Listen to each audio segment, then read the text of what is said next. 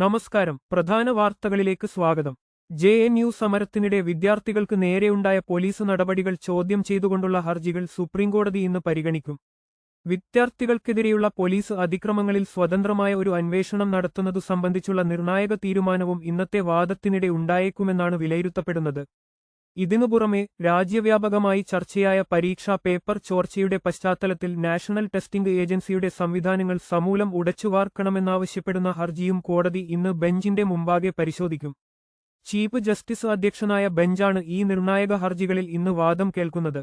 പ്രക്ഷോഭങ്ങളിൽ പങ്കെടുത്ത വിദ്യാർത്ഥികൾക്കെതിരെ അധികാരികൾ മുൻപ് സ്വീകരിച്ചിരുന്ന അച്ചടക്ക നടപടികൾക്ക് കോടതി നേരത്തെ തന്നെ സ്റ്റേ ഉത്തരവ് നൽകിയിരുന്നു.